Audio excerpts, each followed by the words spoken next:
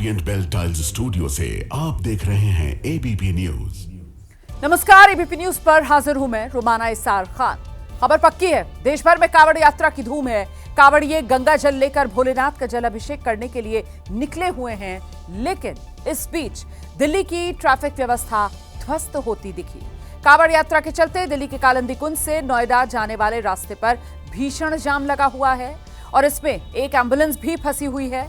11 जुलाई से कांवड़ यात्रा की शुरुआत हुई है। हरिद्वार से गंगा जल लेकर कांवड़िए अपने अपने गंतव्य की ओर जा रहे हैं। कांवड़ यात्रा के मद्देनजर कालिंदी कुंज से नोएडा जाने वाली 2 लेन के ट्रैफिक को 1 लेन में किया गया है और 1 लेन जो है वो सिर्फ और सिर्फ कांवड़ यात्रियों के लिए रिजर्व की गई है और इसी के चलते कालिंदी कुंज पर भीषण ट्रैफिक जाम वाली स्थिति बनी हुई है। लोग परेशान हैं, कोई 1 घंटे से जाम में फंसा हुआ है। सीधे आपको लेकर चलते हैं मौके पर, जहां पर मौजूद हमारे सहयोगी दिव्यांकर, उन्हीं की एक रिपोर्ट देखिए। कांवड़ यात्रा के मद्देनजर कालिंदी कुंज से नोएडा जाने वाले 2 लेन के रास्ते को 1 लेन में कर दिया गया और जिसके चलते भारी संख्या में जो ट्रैफिक की परेशानी है वो लोगों को होती हुई नजर आएगी। और इसी के साथ जो तस्वीर है वो भी हम आपको दिखाना चाहेंगे। तस्वीर है एम्बुलेंस की जो इस ट्रैफिक जाम से जूझती हुई नजर आ रही है। ये सामने आप तस्वीर देखिए, इस लाल रंग की बस के ठीक पीछे एम्बुलेंस जो है वो भी इसी ट्रैफिक जाम में जूझती हुई नजर आएगी। 2 व्हीलर, 4 व्हीलर, ऑटो, बस सबको इसी ट्रैफिक जाम का सामना जो है वो करना पड़ रहा है। चूंकि कांवड़ यात्रा के मद्देनजर कालिंदी कुंज से जो रास्ता नोएडा की ओर जाता है, 2 लेन वाले रास्ते की 1 लेन को बंद कर दिया गया और जिसके चलते भारी संख्या में जो ट्रैफिक की समस्याएं हैं वो होती हुई नजर आएंगी। और तस्वीरें हम फिलहाल कालिंदी कुंज मेट्रो स्टेशन के ठीक सामने की आपको दिखा रहे हैं। जिस तरह की कुछ परेशानी, कुछ दिक्कतों का सामना और लोगों को करना पड़ रहा है, जहां पर एम्बुलेंस जो है वो भी इसी ट्रैफिक में फंसी हुई नजर आएगी। सर, कितनी देर से ट्रैफिक में खड़े हुए हैं? आधे घंटे से। और डेली का है, ये पहले दिन का नहीं है। कांवड़ यात्रा का रूट डाइवर्ट हुआ है, इस वजह से 2 लेन में से 1 लेन कर रही है, इस वजह से ज्यादा समस्या हो रही है। ज़्यादा समस्या हो रही है। ट्रैफिक में सर तकरीबन पौन घंटा हो गया मुझे और कोशिश ये कर रहे हैं कि निकल जाए, मंजिल तक पहुंच जाए। उधर बरेली में एक टीचर ने बच्चों के सामने कांवड़ यात्रा को लेकर आपत्तिजनक गाना गा दिया। इस गाने में टीचर छात्रों को कांवड़ ना ले जाने की सलाह दे रहा है। ये वीडियो वायरल होने के बाद विवाद हो गया है। हिंदू संगठनों ने इस पर गहरी नाराजगी जता दी है और ये सब कुछ उस समय सामने आया जब प्रशासन खुद कांवड़ियों पर फूल बरसा रहा है, पुष्प वर्षा कर रहा है। बीजेपी ने इस संबंध में पुलिस को ज्ञापन सौंपा है। हर जन जन तक पहुंचाना, कांवड़ लेने मत जाना, तू जान का दीप जलाना, मानवता की सेवा करके सच्चे मानव बन जाना, कांवड़ लेने मत जाना, तू जान का दीप जलाना। सावन का महीना चल रहा है। शिव भक्त कांवड़िए अपने आराध्य देव को जल चढ़ाने के लिए गंगा जल भरकर अपने गंतव्य की ओर जा रहे हैं और इस बीच मेरठ में ये वीडियो वायरल हो रहा है। एक इंस्पेक्टर कांवड़ लेकर चलते दिखाई दे रहे हैं। वीडियो में दिखाई दे रहा है मेरठ के ब्रह्मपुरी थाने के थानेदार इंस्पेक्टर रमाकांत चौधरी, जिन्होंने कांवड़ियों के साथ मिलकर कांवड़ उठा रखी है। बम बम भोले के जयकारे भी लगा रहे हैं।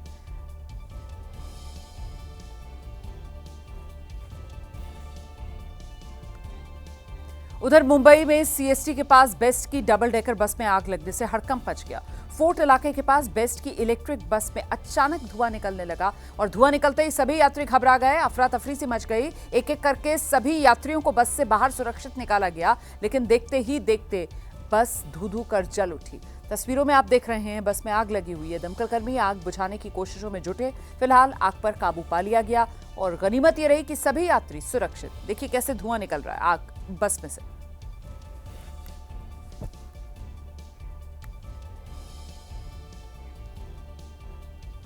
अब आगे मुंबई के कोस्टल रोड पर एक दर्दनाक हादसा हुआ है। एक तेज रफ्तार कार ने गर्भवती महिला को टक्कर मार दी, लेकिन गनीमत रही इस हादसे में महिला को चोट नहीं आई। मुंबई के मालाबार हिल पुलिस स्टेशन में आरोपी कार ड्राइवर के खिलाफ लापरवाही से गाड़ी चलाने का मामला दर्ज किया गया। युवक की उम्र 18 साल बताई जा रही है। पुलिस ने आरोपी युवक के खून के नमूने लिए, जिससे यह पता लग सके कि ड्राइविंग करते वक्त कहीं ये युवक नशे में तो नहीं था।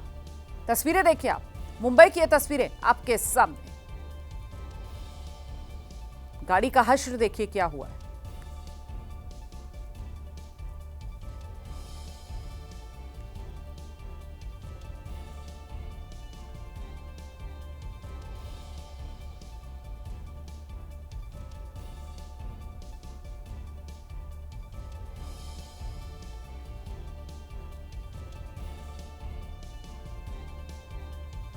खबर पक्की है, एलन मस्क की कंपनी टेस्ला भारत में अपने पहले शोरूम की शुरुआत मुंबई के बीकेसी में करने जा रही है। यहां टेस्ला की कई इलेक्ट्रिक कार्स दिखेंगी।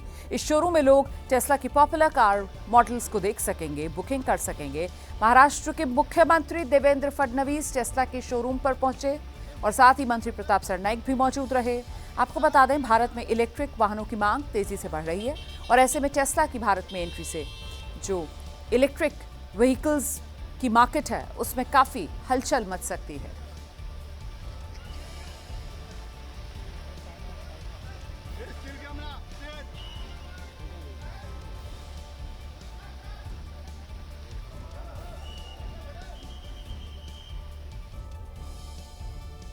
खबर पक्की है, पटना में गायब बैंक मैनेजर का शव मिल गया है। बैंक मैनेजर का शव बेऊर जेल के नजदीक एक कुआं है, वहां पर मिला है। अब एक सीसीटीवी फुटेज भी सामने आ गया है जिसमें बैंक मैनेजर एक स्कूटी पर नजर आ रहे हैं। ये सीसीटीवी फुटेज उनकी मौत से पहले का बताया जा रहा है। दरअसल पटना के कंकड़बाग के रहने वाले बैंक मैनेजर रामकृष्ण नगर इलाके में एक पार्टी में अपने परिवार के साथ गए थे, लेकिन फिर उन्होंने पार्टी से पत्नी और बच्चों को वापस घर भेज दिया और खुद पार्टी में ही रुक गए थे। इसके बाद रात 3 बजे पत्नी को फोन करके उन्होंने बताया कि उनका एक एक्सीडेंट हो गया है, जिसके बाद से उनका मोबाइल स्विच ऑफ था। अब पुलिस जांच कर रही है कि मामला हत्या का है या फिर आत्महत्या का। हालांकि जो स्कूटी थी वो भी बरामद कर ली गई है। नशे की हालत में बैंक मैनेजर नजर आ रहे हैं। ये सीसीटीवी जो सामने आया है, 36 घंटे के बाद आखिरकार बैंक मैनेजर का शव बरामद हुआ। यहीं बेऊर जेल वाले इलाके में ही मोबाइल की भी आखिरी लोकेशन बैंक मैनेजर की देखी गई थी। इस बीच बिहार में हत्या की एक वारदात ऐसी सामने आई जिससे हड़कंप मच गया।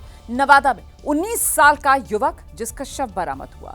12 जुलाई से ये लड़का लापता था। हत्या के बाद शव को केमिकल से जलाने की कोशिश की गई।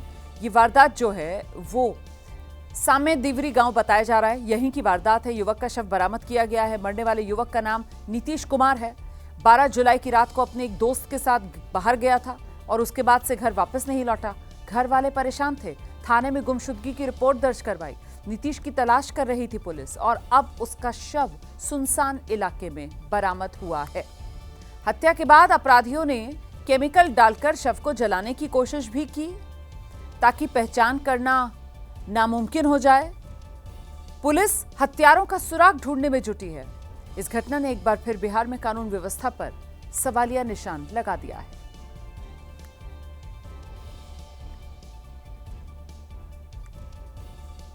और जिस तरीके से एक के बाद एक बिहार में ये हत्याएं हो रही हैं, गोलियां चल रही हैं, उसके बाद तो लगातार सवाल हैं, आखिर कहां है नीतीश का सुशासन? कहां गया सुशासन? क्या सुशासन अब कुशासन में बदल गया है? क्राइम आउट ऑफ कंट्रोल हो गया है? अपराधियों के हौसले बिहार में बुलंद हैं और अगर ऐसा नहीं होता तो आप खुद सोचिए, एक के बाद एक बीते 15 दिन में 24 मर्डर कैसे हो जाते बिहार में, और वो भी राजधानी पटना समेत। बिहार का कोई शहर ऐसा नहीं है जो अछूता हो, जो ना दहल रहा हो। लिहाजा सवाल उठना तो लाजमी है, आखिर कहां है बिहार में लॉ एंड ऑर्डर? कहां गया बिहार का सुशासन?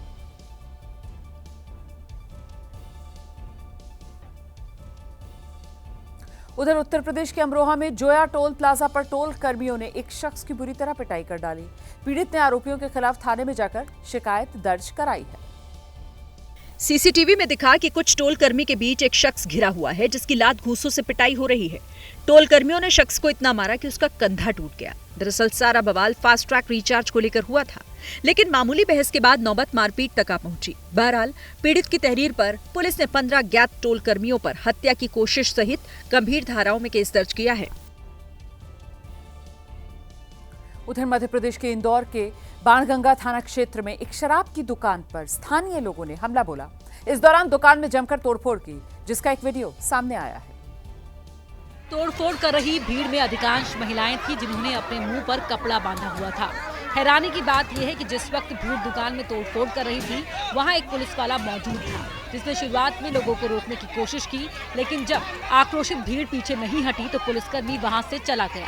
जिसके बाद भीड़ दुकान में घुसी और जिसे जो मिला उसे तोड़ डाला।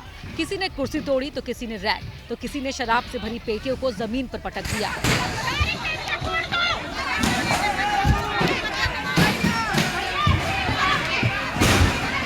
दुकान में घुसी भीड़ काफी देर तक ऐसे तोड़फोड़ करती रही जब तक दुकान में मौजूद एक एक सामान टूट फूट नहीं गया। हालांकि इसके बाद भीड़ यहां से ये कहते हुए चलते बनी कि पुलिस आ गई। वहीं एक तस्वीर में 2 पुलिस वाले तोड़फोड़ कर रहे 2 युवकों को पकड़े हुए नजर आए, लेकिन भीड़ ने उन्हें भी छुड़ा लिया। खबर पक्की है, राजस्थान के नागौर में एक दिल दहला देने वाला सड़क हादसा हुआ है। यहां एक कार सवार ने रास्ते पर चल रहे 2 लड़कों को कुचल डाला है और फिर खुद उनकी मदद करने आ गया। हादसा उस वक्त हुआ जब 2 युवक सड़क पर दूध लेने के लिए निकले थे। जैसे ही दोनों संजय कॉलोनी में एक मोड़ के पास पहुंचे, पीछे से तेज गति से आई एक कार ने उन्हें जोरदार टक्कर मार दी और सीधे उनके ऊपर से निकल गई। कार की रफ्तार और लापरवाही इस हद तक थी कि दोनों राहगीर कुछ समझ पाते उससे पहले ही हादसा हो चुका था।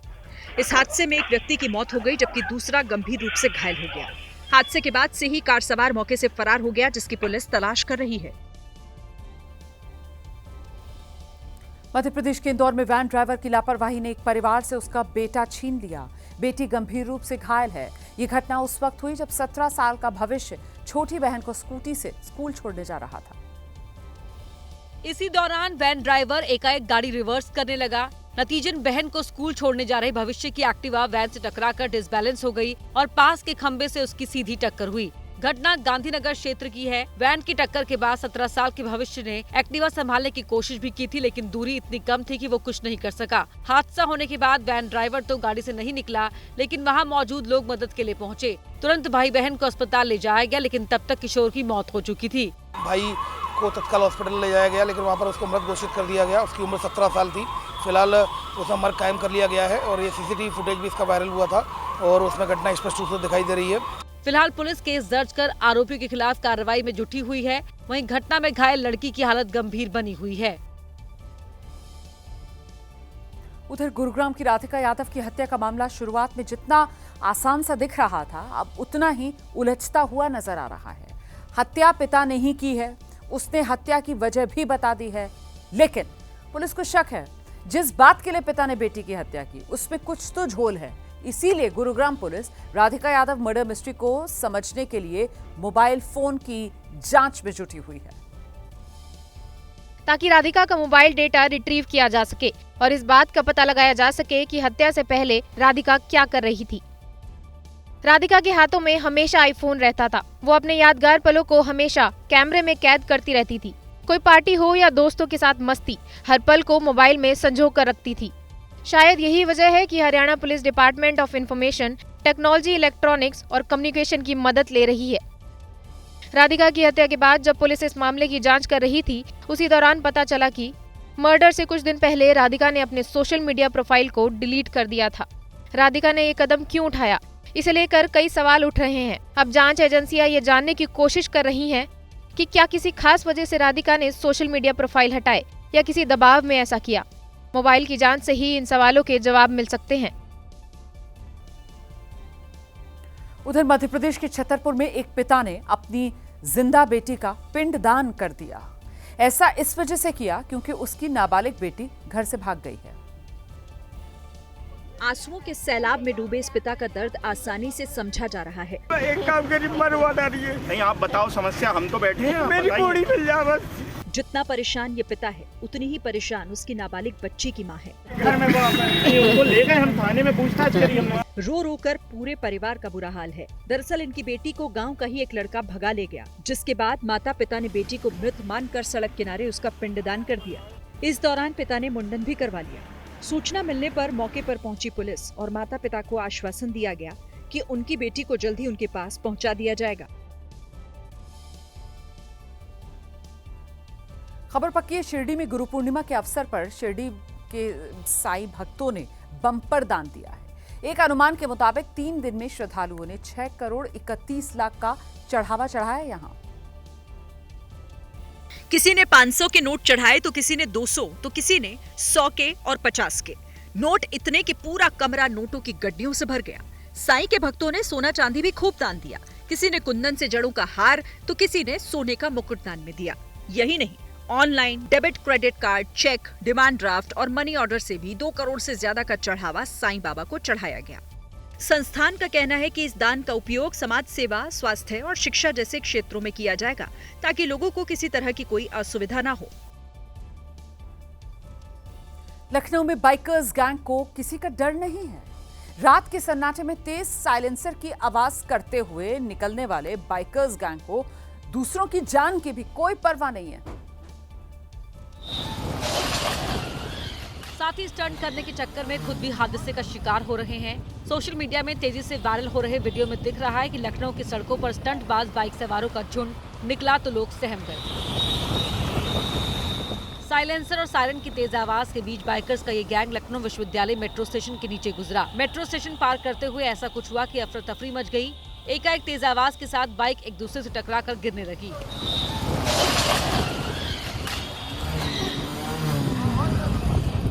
दरअसल बाइकर्स गैंग के बीच में चल रही एक बाइक के सवार युवक ने स्टंट करने के लिए बाइक लहराई। नतीजन दूसरी बाइक से टक्कर की वजह से बाइक डिवाइडर की रेलिंग से जा टकराई। एक के बाद एक बाइक एक दूसरे से टकराती चली गई और बाइक सवार एक दूसरे पर गिरते गए। आगे चल रहे बाइकर्स जब तक समझ पाते तब तक हादसे की वजह से कई घायल हो चुके थे। सड़क पर बाइक के ऊपर बाइक ऊपर गिरी थी और उनके नीचे दबे हुए बाइक सवार युवक।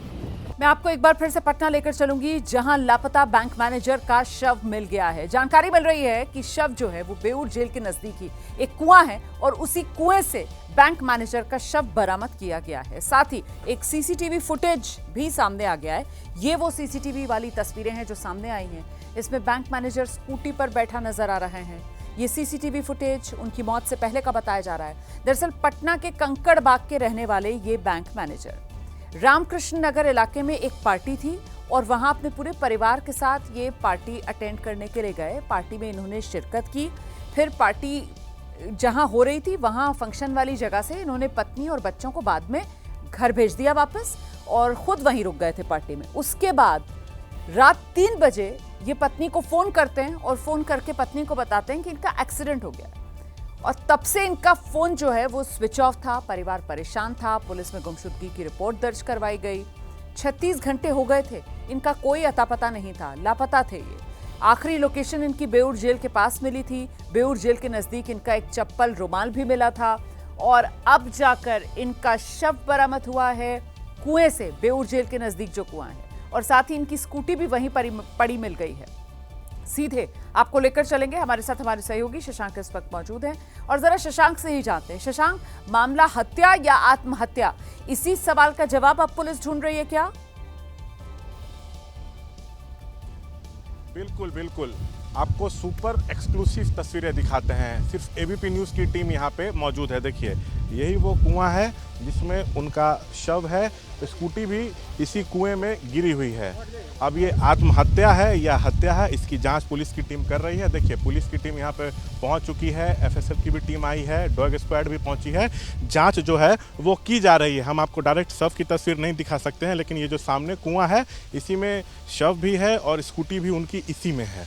और सीसीटीवी फुटेज जो सामने आया है उसमें लग रहा है कि शायद ये शशांक, ये तस्वीरें देखकर तो ऐसा लग रहा है कि यहाँ पर मामला सिर्फ हत्या या आत्महत्या का नहीं बल्कि ये एक हादसा भी हो सकता है, क्योंकि देखिए किस तरीके की वो पगडंडी है और पगडंडी से क्योंकि नशे की हालत में वो थे और ऐसे में अगर स्कूटी लड़खड़ाई हो, डिसबैलेंस हुई हो रात के अंधेरे में और यहाँ पर कुआं और उसकी कोई ऐसी खास मुंडेर भी नहीं दिख रही है, तो ये मामला हादसे का भी हो सकता है। शशांक जी देखिए, ये इलाका जो है बेउर जेल का इलाका है। बेउर जेल से जब आगे 2 किलोमीटर बढ़ते हैं तो ये हसनपुरा गांव है और पूरा ये कच्चा रास्ता है। उसी के आगे बढ़ने पर यहाँ पर जो है ये कुआं है और उसी में उनकी बॉडी और स्कूटी भी है। तब वो यहाँ तक जो है आए हैं। अब कैसे क्या हुआ है तो जांच का विषय है, लेकिन बहुत ही सनसनीखेज मामला है। पिछले 37 घंटे से पुलिस की टीम जो है इनको खोज रही थी। परिवार के साथ जो है एक फंक्शन में गए थे, बच्चे और पत्नी को घर भेज दिया, कहा था कि मैं जल्द वापस आऊँगा। 3 बजे रात में उन्होंने फ़ोन कर कहा कि मेरा एक्सीडेंट हो गया है। उसके बाद से फ़ोन स्विच ऑफ था। लगातार छानबीन जो है की जा रही थी। कंकड़बाग थाने में FIR भी दर्ज हुई थी। अब सूचना आई है कि उनकी जो मौत है वो हो चुकी है। हम इस वक्त वहीं पर मौजूद हैं और सुपर एक्सक्लूसिव तस्वीरें जो हैं वो आपको दिखा रहे हैं। बिल्कुल, तो अभी पुलिस के सामने सबसे बड़ी चुनौती यही है कि ये शव जो कुएं में मिल गया है पड़ा हुआ उसको बाहर निकाला जाए। और जैसा कि हमारे सहयोगी शशांक भी बता रहे हैं कि स्कूटी भी इसी कुएं के अंदर ही है। मतलब शशांक, स्कूटी समेत इस कुएं में गिरे हैं बैंक मैनेजर, ये तस्वीर साफ हो रही है। शशांक जी बिल्कुल बिल्कुल बिल्कुल यही लग रहा है कि स्कूटी पे सवार थे, स्कूटी चला रहे थे और सीधा कुएं में जा गिरे हैं। अभी तो यही लग रहा है, लेकिन पुलिस हर बिंदुओं पे जो है वो जांच कर रही है। जो सीसीटीवी फुटेज हमारे पास है उसमें आप देखिएगा कि ये लड़खड़ाते हुए नजर आ रहे हैं, तो कहीं ना कहीं सवाल उठ रहा है कि क्या नशे में थे। इसकी भी जांच जो है वो होगी। फिलहाल डॉग स्क्वाड की भी टीम जो है यहाँ पे मौजूद है। क्या कारण है घटना का, अब इसी की जो है वो जांच की जा रही है। लेकिन बेहद सनसनीखेज मामला। आप देखिए, लॉ एंड ऑर्डर बिहार में सवालों के घेरे में है। नीतीश का तथाकथित सुशासन सवालों के घेरे में। एक के बाद एक बड़ी घटनाएं हो रही हैं। इसी बीच ये घटना हो गई है। अब कैसे क्या हुआ है ये इन्वेस्टिगेशन का विषय है। पुलिस की टीम जो है देखिए ये मामला थोड़ा अलग किस्म का मामला यहाँ पर सामने निकल कर आया है, क्योंकि नशे की हालत में बैंक मैनेजर और शव अब उनका मिल गया है। फिलहाल पुलिस इस गुत्थी को सुलझाने में अब लगी हुई है कि मामला हत्या का है, मामला आत्महत्या का है या फिर ये एक हादसा है। इसके ज्यादातर राज्यों में भारी बारिश हो रही है। जम्मू कश्मीर भी इससे अछूता नहीं है। जम्मू कश्मीर के अलग अलग हिस्सों में जमकर बादल बरस रहे हैं। उत्तरी कश्मीर के प्रसिद्ध पर्यटन स्थल गुलमर्ग में आज भारी बारिश हुई है। लगातार बारिश से लोगों को परेशानियां हो रही हैं। वहीं यहां पहुंचे पर्यटकों के चेहरे देखिए जरा, वो खिले हुए नजर आएंगे आपको। आगे तस्वीरें हैं इस बारिश का। गुलमर्ग पहुंचे पर्यटक जमकर लुत्फ उठाते दरअसल नजर आ रहे हैं। ये तस्वीरें आपके सामने। मौसम और सुहावना हो गया है यहाँ घाटी का। गुलमर्ग की ये तस्वीरें आपके सामने।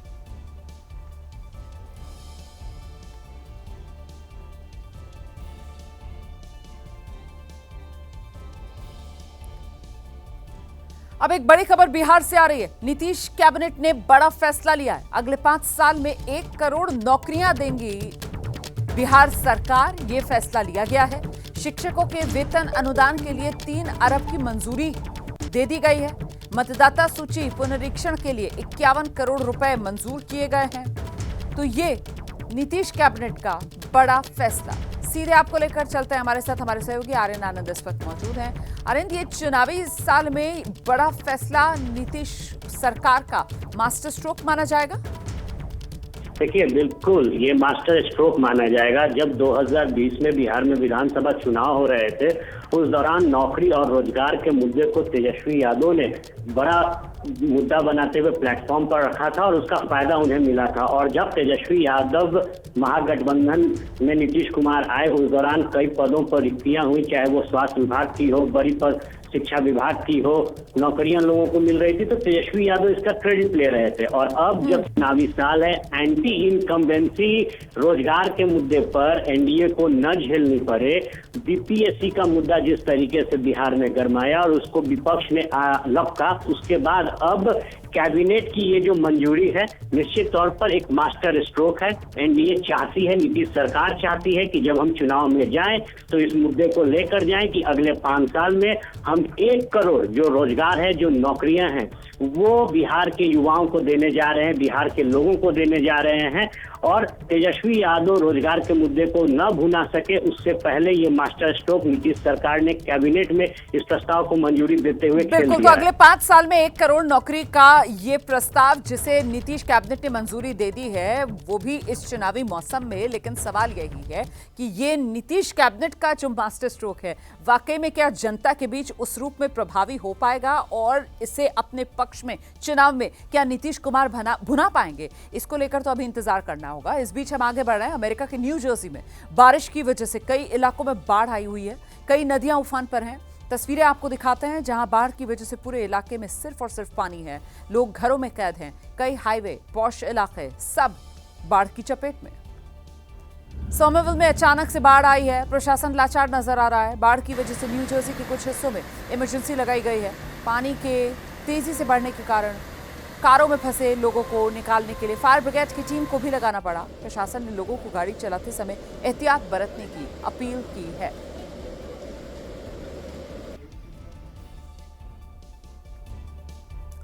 और वहीं न्यूयॉर्क में भी तेज बारिश, बाढ़ की वजह से शहर की सड़कें, राजमार्ग बुरी तरह प्रभावित। न्यूयॉर्क में बाढ़ की हैरान करने वाली तस्वीरें इस बार सामने आ रही हैं। मेट्रो रेलवे स्टेशन पर सैलाब नजर आ रहा है, हर तरफ पानी ही पानी नजर आ रहा है। ट्रेन के भीतर से बनाई गई ये वीडियो, इसको देखकर ऐसा लग रहा है जैसे मेट्रो स्टेशन डूब गया। इतना ही नहीं, न्यू जर्सी में भी सड़कों पर पानी का कब्जा है, हर तरफ पानी ही पानी। तो न्यूयॉर्क, न्यू जर्सी, ये शहर इस वक्त बाढ़ की चपेट में है।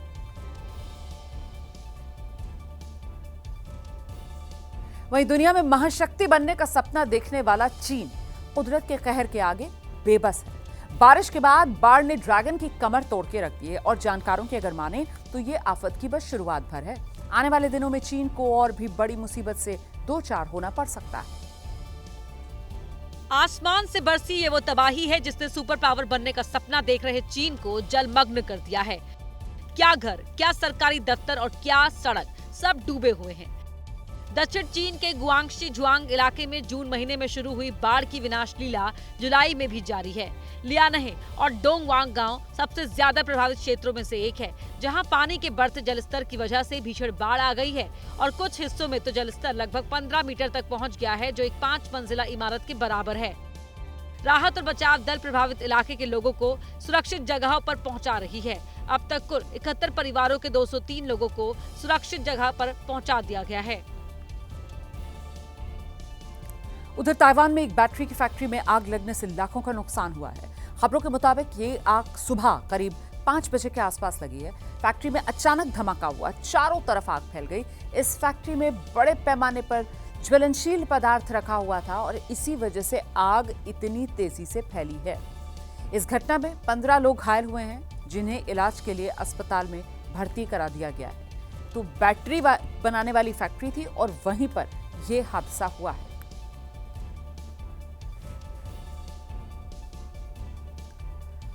अब आगे, कुछ ही घंटों की बारिश ने राजस्थान के राजसमंद जिले में सिस्टम की तैयारियों की पोल खोल दी। बारिश की वजह से राजसमंद जिले की सूरत बिगड़ी हुई है। शहर की गलियां दरिया बन गई हैं। जहां तक नजर जा रही है वहां तक सिर्फ और सिर्फ पानी भरा नजर आ रहा है। और इस पानी में लाखों रुपए की एक कार तो खिलौने की तरह बहती दिखाई दी। नुकसान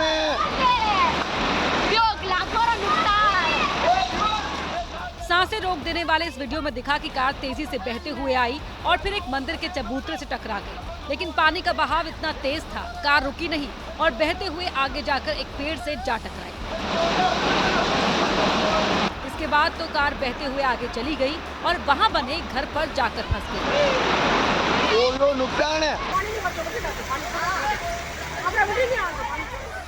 बता दें कि राजसमंद में ये हाल कुछ ही घंटों की तेज बरसात से हुआ था।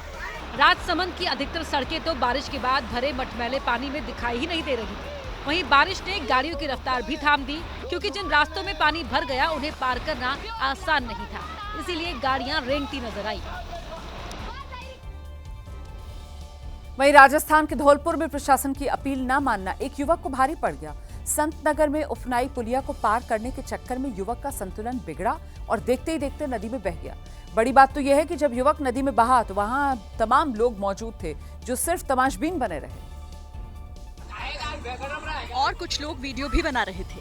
वीडियो में दिखा कि युवक उफनाई पुलिया पार करता आया और गड्ढे को पार करने लगा, लेकिन जैसे ही उसने गड्ढे में पैर रखा उसका संतुलन बिगड़ गया और वो नदी में बहने लगा। जिस समय युवक नदी में बहा वहाँ कुछ ही मीटर की दूरी पर तमाम लोग मौजूद थे। ये लोग चाहते तो दौड़कर उसे पकड़ लेते, लेकिन किसी ने उसे नहीं बचाया और केवल वीडियो बनाते रहे। नदी में बहा युवक तैरकर अपनी जान बचाने की कोशिश करता रहा, चीख चीख कर लोगों से मदद मांगता रहा, लेकिन ये लोग केवल तमाशबीन बने रहे। इसके बाद युवक पानी में डूब गया और उसका कहीं सुराग नहीं लगा।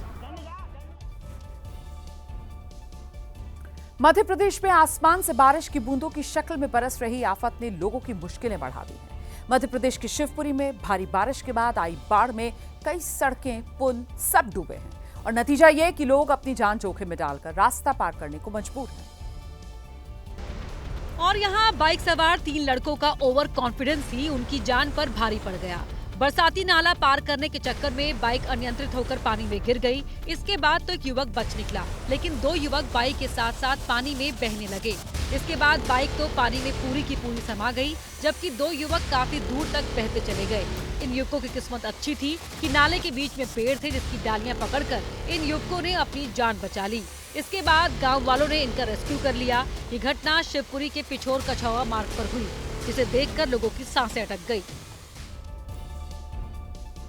उधर मध्य प्रदेश के सीहोर में कोलार डैम में डूबने से 22 साल के 2 लड़कों की मौत हो गई है। दोनों लड़के पिकनिक मनाने गए थे कोलार डैम, लेकिन नहाते नहाते दोनों गहरे पानी की तरफ बढ़ गए और बहाव में आकर डूब गए।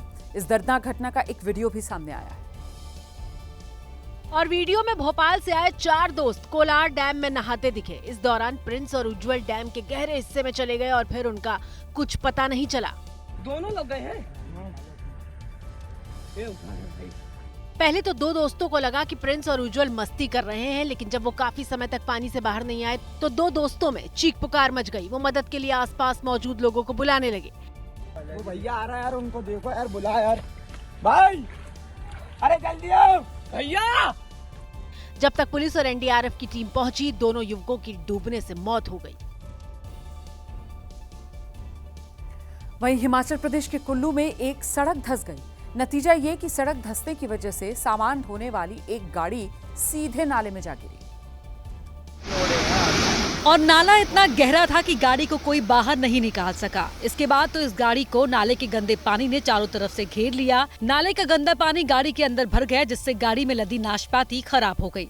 बताया गया कि हादसे में ड्राइवर की जान बच गई और उसे ज्यादा चोट नहीं आई। हालांकि नाले में गिरी गाड़ी को देखने के लिए वहाँ लोगों की भीड़ इकट्ठा हो गई। उधर राजस्थान के अलग अलग शहरों में लगातार बारिश हो रही है। सिरोही में झमाझम बारिश के बाद नदियां उफान पर हैं। यहां का जो पिशवानिया महादेव झरना है वो उफान पर बह रहा है और साथ ही तेज चमकती आसमानी बिजली लोगों को डरा रही है। कई गांव में बारिश के चलते बत्ती गुल है। ये वीडियो आप देखिए, बादलों की गर्जना इस वीडियो में आप सुन सकते हैं।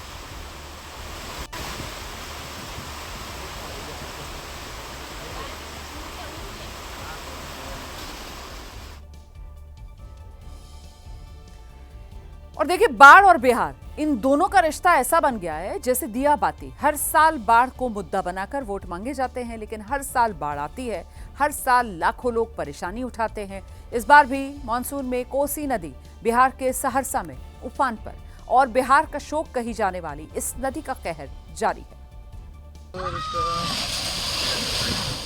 हर साल बिहार की यही किस्मत है। हर साल उसे बाढ़ में यूं ही डूबना पड़ता है।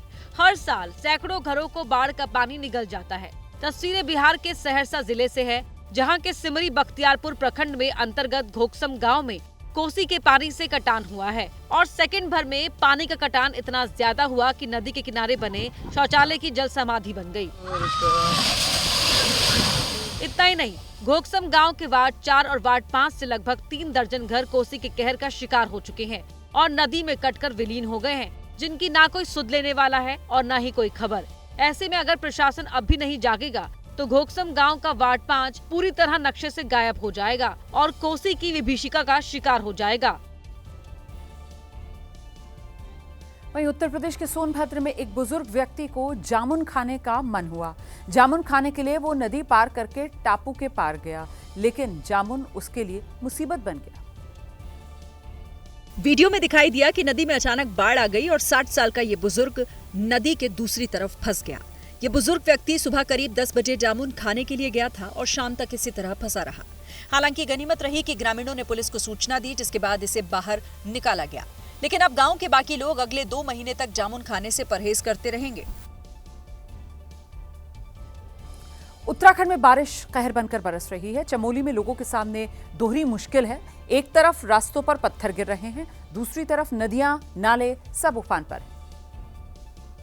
जिसकी हकीकत दिखाने एबीपी न्यूज की टीम चमोली के कुछ सीमांत इलाकों के गांव तक पहुंची, जहां कुछ लोग रास्ते में गिरे पत्थरों को हटाते दिखे, क्योंकि उनके सामने दूसरा कोई रास्ता नहीं है। सड़क इसी तरीके से बंद पड़ी रहे, सड़कों पर बड़े बड़े पत्थर पड़े रहे तो कैसे जाएंगे। यहाँ पर जो ये ग्रामीण है अब मजबूरन खुद ही अब रास्ता साफ करने की कोशिश कर रहे हैं, बड़े बड़े पत्थरों को हटाने के काम कर रहे हैं, उनको तोड़कर किसी तरह से जगह बनाने की कोशिश कर रहे हैं, ताकि जिन लोगों को ज़रूरी है मार्केट जाना, अस्पताल जाना, स्कूल जाना, उनके लिए रास्ता बनाया जा सके। क्योंकि अस्पताल तक जाने का इकलौता रास्ता यही है, लेकिन पत्थर गिरने के बाद ये रास्ता बंद हो गया। एक तरफ पत्थर गिर रहे हैं तो दूसरी तरफ नदियां उफान पर हैं, जिन्हें पार करने के लिए लोगों को जान जोखिम में डालनी पड़ रही है। तस्वीर एक देखिए कि जब पानी ज़्यादा बरसता है और जो नदी नाले हैं वो भर जाते हैं, उसकी वजह से जो पुल है वो नहीं है जिन गाँव में, उनको किस तरीके से वो नाले क्रॉस करने होते हैं। दरअसल नदी पर बना पुल 5 किलोमीटर की दूरी पर है और ऊपर की तरफ है। ऐसे में लोग नदी को पार करते हैं। उत्तर प्रदेश के झांसी में एक स्कूल में उस वक्त हड़कंप मच गया जब स्कूल के भीतर काले रंग का एक सांप नजर आया। हालांकि वन विभाग की टीम मौके पर पहुंची, सांप को पकड़ लिया। फर्श पर दिख रहे सांप पर जैसे ही बच्चों की नजर पड़ी, पूरे स्कूल में हड़कंप मच गया। सांप देखते ही बच्चे स्कूल छोड़कर भाग गए। कुछ देर में वन विभाग की टीम आई, तब जाकर इस सांप को पकड़ा गया। वीडियो में देखा जा सकता है कि सांप को पकड़ने के लिए वन विभाग के कर्मचारी को कितनी मशक्कत करनी पड़ी। सांप जब लोहे के स्टिन में गया, तब जाकर लोगों ने राहत की सांस ली। और इधर उत्तर प्रदेश के शामली में एक बार फिर तेंदुए की वजह से दहशत फैली हुई है। अचानक तेंदुए को बिल्कुल करीब देखकर लोग डर गए हैं। हालांकि तेंदुए को शांत बैठा देख सड़क से गुजरने वाले कुछ लोगों ने उसका वीडियो भी बनाया। रात के वक्त तेंदुआ सड़क किनारे एक पुलिया पर बैठा हुआ था। तभी एक कार की हेडलाइट की रोशनी उस पर पड़ी, लेकिन तेंदुए ने कोई हरकत नहीं की। वो अपनी जगह पर बैठा रहा। तभी धीमी रफ्तार से चल रही कार को ड्राइवर ने रोक दिया और तेंदुए का वीडियो बना लिया। ये वीडियो शामली के कांधारा थाना क्षेत्र के एलम कस्बे का है। ये जंगल वाला इलाका है, इसलिए अक्सर यहाँ तेंदुए दिख जाते हैं। बताया जा रहा है कि जिस जगह ये तेंदुआ देखा गया, वहीं पर एक हफ्ते पहले एक तेंदुए की करंट लगने से मौत हो गई थी। खबर गुजरात के बनासकांठा से है, जहां साबर डेयरी के खिलाफ हजारों पशुपालक सड़कों पर उतर आए और इस दौरान प्रदर्शनकारियों के साथ पुलिस की तीखी झड़प हुई है। देखते ही देखते हंगामा इतना बढ़ गया कि पशुपालक साबर डेयरी का गेट तोड़कर अंदर घुस गए। जैसे ही पुलिस ने रोकने की कोशिश की, दोनों तरफ से पत्थर चलने लगे, जिसमें कुछ पत्थर लोगों के सिर पर लगे। उग्र भीड़ ने अहमदाबाद उदयपुर राष्ट्रीय राजमार्ग जाम कर दिया, जिसके बाद पुलिस ने भी आंसू गैस के गोले छोड़े। इस दौरान पुलिस ने 60 पशुपालकों को हिरासत में लिया। दरअसल पशुपालक दूध की कीमतों में बढ़ोतरी न होने से नाराज हैं। आमतौर पर जून जुलाई में दूध की कीमत में बढ़ोतरी होने की उम्मीद रही है, लेकिन इस बार ऐसा नहीं हुआ तो पशुपालक उग्र हो गए। हमारे देश की राजनीति ऐसी है कि तंज कसते हुए कहा जाता है, चुनाव 2 चरणों में होते हैं। पहला चरण तो वो होता है जब चुनाव के दौरान नेता जो हैं वो जनता के पैरों में होते हैं, और फिर आता है दूसरा चरण जब चुनाव खत्म हो जाते हैं, नेता जीत जाते हैं, और फिर क्या होता है, फिर जनता जो है वो नेताओं के चरणों में होती है। ये उसी दूसरे चरण की तस्वीर है, जहां एक बुजुर्ग फरियादी हिमाचल प्रदेश के मंडी से बीजेपी सांसद कंगना रनौत के चरणों में बैठा हुआ है। ये वीडियो 25 जून का बताया जा रहा है, जब कंगना आपदा प्रभावित इलाकों में दौरा करने पहुंची थी। तब एक बुजुर्ग फरियादी ने अपनी शिकायत कंगना रनौत को बताई, तो उन्होंने उसे मुख्यमंत्री का काम बता दिया। जी है, मुख्यमंत्री के जो काम है वो तो आप उनको ही बता सकते हैं, मुझे मुख्यमंत्री के काम नहीं। हालांकि कंगना रनौत ने कहा कि वो फरियादी को केंद्रीय मंत्री मनोहर लाल खट्टर से मिलवा देंगी, लेकिन तभी बुजुर्ग फरियादी ने बीजेपी सांसद को उनकी ताकत की याद दिला दी। मैं तो समझता हूँ कि आपके पास इतनी पावर है, आप तो बहुत कुछ कर सकते हैं, क्योंकि आपने कानून बनाना है। दरअसल मामला पार्वती परियोजना से जुड़ा था, लेकिन सांसद कंगना का जवाब सुनकर लोग हैरान रह गए। क्या किसी मुख्यमंत्री के साथ आपने पुलिस की धक्का मुक्की देखी है? अगर नहीं देखी है तो फिर जम्मू कश्मीर में आपको लेकर चलूंगी। मुख्यमंत्री उमर अब्दुल्ला की जरा तस्वीर देखिए आप। जिस शख्स को पुलिसकर्मी रोकने की कोशिश कर रहे हैं वो कोई साधारण व्यक्ति नहीं, बल्कि जम्मू कश्मीर के मुख्यमंत्री उमर अब्दुल्ला हैं। अब ये दूसरी तस्वीर देखिए, जब सीएम उमर अब्दुल्ला एक रेलिंग फांदते हुए नजर आ रहे हैं। दरअसल हुआ ये कि सीएम उमर अब्दुल्ला और पार्टी के वरिष्ठ नेता नौहट्टा में शहीदों को श्रद्धांजलि देने जा रहे थे, लेकिन राजनीतिक सभाओं पर लगे प्रतिबंध के चलते उन्हें रोक दिया गया और हालात ऐसे बन गए कि उन्हें नजरबंद कर दिया गया। लेकिन अगले दिन वो रेलिंग फांदकर श्रीनगर के नक्शबंद साहिब दरगाह पहुंच गए और मैंने कंट्रोल रूम को बताया कि मैं यहाँ आना चाहता हूँ फातिहा पढ़ने के लिए। मिनटों के अंदर अंदर मेरे गेट के बाहर बंकर लगा और रात के 12-1 बजे तक उसको हटाया नहीं गया। आज मैंने इनको बताया ही नहीं, बिना बताए मैं गाड़ी में बैठा और इन्होंने इनकी बेशर्मी देखिए। आज भी इन्होंने हमें यहाँ तक रोकने की कोशिश की। हालांकि इसकी खबर भी पुलिस तक पहुंच गई, उन्हें रोकने की कोशिश की गई और इसी दौरान धक्का मुक्की जैसे हालात हो गए। ये पुलिस वाले जो वर्दी पहनते हैं कभी कभी कानून भूल जाते हैं। मैं इनसे पूछना चाहता हूँ किस कानून के तहत इन्होंने आज हमें रोकने की कोशिश की? अगर रुकावट थी तो कल के लिए थी। उमर अब्दुल्ला कह रहे हैं कि उन्हें और कश्मीर के लोगों को गुलामों की तरह रखने की कोशिश की जा रही है। उधर उत्तराखंड पुलिस इन दिनों ऑपरेशन कालनेमी चला रही है। इस ऑपरेशन के तहत उन लोगों को पकड़ा जा रहा है जो फर्जी साधु बनकर देवभूमि की सड़कों पर घूम रहे हैं। इस बार हरिद्वार पुलिस ने जिन 6 फर्जी साधुओं को गिरफ्तार किया है, उनमें से एक का नाम मोहम्मद शहजाद है। इन सभी पर पुलिस ने ठगी और धार्मिक धोखाधड़ी का मामला दर्ज किया। हालांकि गिरफ्तार हुए फर्जी साधुओं में अधिकतर हिंदू धर्म के ही लोग हैं। अकेले हरिद्वार में अब तक 1000 से ज्यादा फर्जी साधु गिरफ्तार किए जा चुके हैं, जबकि 50 से ज्यादा गिरफ्तार हुए हैं। अब इन फर्जी साधुओं के बारे में ये पता लगाया जा रहा है कि कहीं इनका कोई आपराधिक रिकॉर्ड तो नहीं है।